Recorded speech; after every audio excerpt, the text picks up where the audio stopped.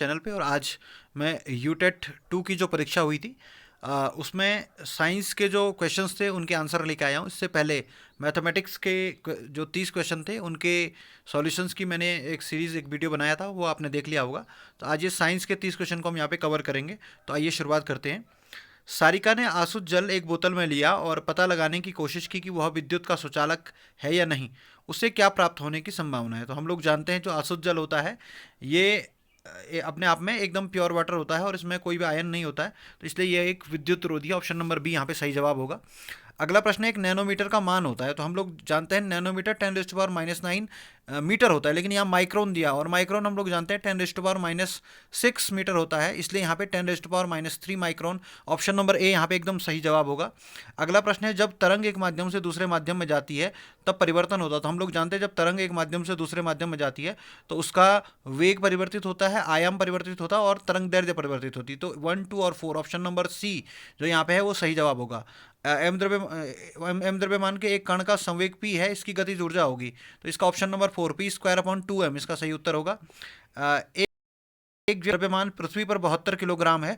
चंद्रमा की सतह पर जी का मान पृथ्वी की सतह पर जी के मान का 1/6 है। चंद्रमा पर व्यक्ति का द्रव्यमान होगा। तो हम लोग जानते हैं कि द्रव्यमान अपने आप में एक कांस्टेंट क्वांटिटी है। वेट जो होता है वो 1/6 हो सकता था, लेकिन क्योंकि यहाँ पे द्रव्यमान पूछा गया है, मास पूछा गया है, इस पर कोई इफेक्ट नहीं पड़ेगा और इसका सही जवाब होगा ऑप्शन नंबर सी 72। जितना पहले से था उतना ही मास उसका वहाँ पे भी रहेगा। अगला प्रश्न है, निम्न में से कौन सा प्रभाव ध्वनि तरंगों में नहीं पाया जाता है। तो इसका सही जवाब है ऑप्शन नंबर ए ध्रुवण। अगला प्रश्न है, यदि किसी द्रव पर दाब बढ़ता है तो उसका क्वथनांक। तो इसका सही जवाब है बढ़ता है।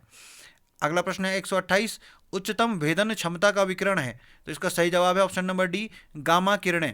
अगला प्रश्न है, पूर्ण आंतरिक परावर्तन संभव है जब प्रकाश चलता है। तो हम लोग जानते हैं पूर्ण आंतरिक परावर्तन तब होता है जब प्रकाश सघन माध्यम से विरल माध्यम में जाता है, और इसमें से केवल ऑप्शन नंबर 4 जो है जो सघन माध्यम से विरल माध्यम में जा रहा है, तो जो ऑप्शन नंबर डी कांच से जल में, ये सही जवाब होगा।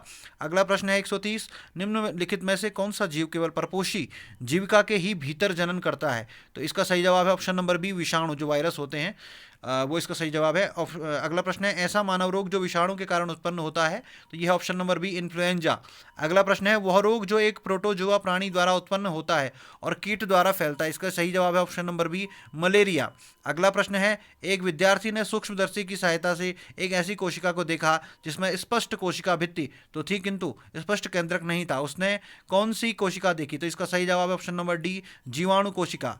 अगला प्रश्न है 134, BHC और मेलाथियोन क्या क्या है। तो ये इसका सही जवाब है ऑप्शन नंबर बी कि ये दोनों के दोनों कीटनाशक हैं। अगला प्रश्न है 135, रेडिएशन प्रदूषक का एक उदाहरण है।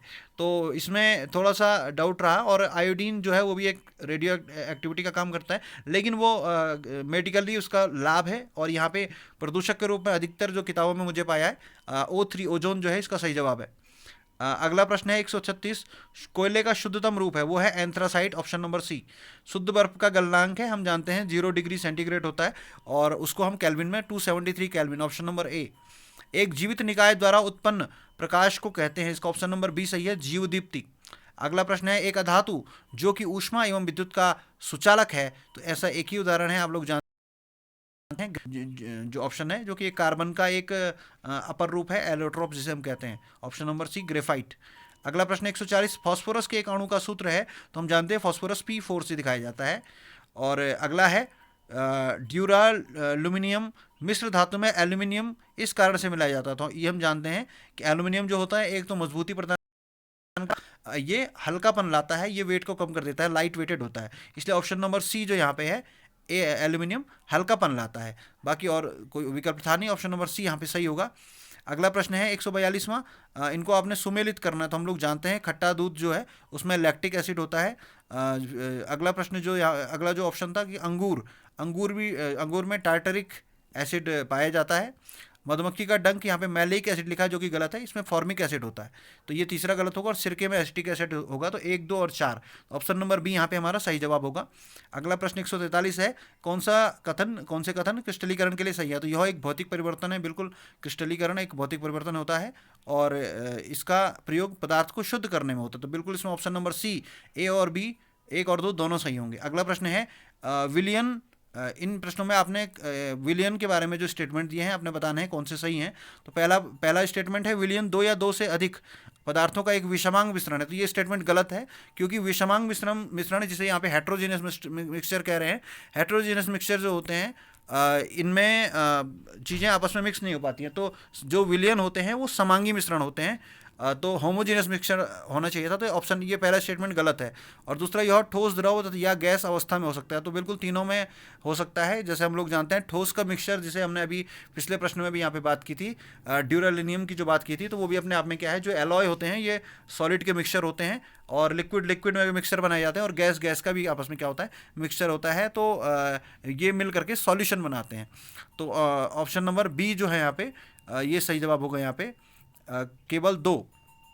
आईसीटी का पूरा नाम बहुत इजी है, आप जानते हैं, इंफॉर्मेशन एंड कम्युनिकेशन टेक्नोलॉजी, सूचना एवं संचार प्रौद्योगिकी। Option number A. अगला प्रश्न है नई शिक्षा नीति 2020 के तहत किस कक्षा से कौशल विकास कोर्स प्रारंभ होगा। तो सभी जानते हैं कक्षा 6 से, और आपने बहुत टाइम तक देखा भी होगा टीवी में कि कोडिंग वगैरह के बारे में काफ़ी सारे ऐड इसके ऊपर चले हैं कक्षा 6 से। Option number B. अगला प्रश्न है निम्नलिखित में कौन सा वैज्ञानिक दृष्टिकोण का गुण नहीं है। तो इसका सही उत्तर है ऑप्शन नंबर सी, कठिन कार्य। 148वां प्रश्न है विज्ञान में रचनात्मक आकलन क्यों महत्वपूर्ण है। तो ये निदानात्मक है, डायग्नोस्टिक है, इट इज़ डायग्नोस्टिक। अगला प्रश्न है 149वां, एनसीएफ 2005 के अनुसार अच्छी विज्ञान शिक्षा जीवन के प्रति सत्य होती है, इसका क्या अर्थ है। तो इसका सही अर्थ है ऑप्शन नंबर डी, विज्ञान बालक को कार्य की दुनिया में प्रवेश हेतु तैयार करे। अगला प्रश्न है 150वां और अंतिम प्रश्न है विज्ञान का कि विद्यालयों में विज्ञान मेले का आयोजन क्यों किया जाता है। तो इसका सही जवाब ऑप्शन नंबर बी है, विद्यार्थियों में वैज्ञानिक सृजनात्मकता एवं प्रयोग। तो ये 150 प्रश्न हमने यहाँ पे किए। अगर किसी प्रश्न में आपको डाउट है तो आप ज़रूर कमेंट बॉक्स में हमें बता दें, और अगर कोई करेक्शन होगा तो हम आपको बता देंगे। वैसे प्योरली वेरीफाइड करके मैंने आंसर आपको बताने की कोशिश की है। और कितना आपका स्कोर आया आप ये भी कमेंट बॉक्स में हमें बता सकते हैं। वीडियो अच्छा लगा हो तो लाइक करें, चैनल को सब्सक्राइब करें, कमेंट करें, अपने मित्रों के साथ शेयर करें। तो जल्दी मिलते हैं एक नई वीडियो के साथ, तब तक के लिए नमस्कार।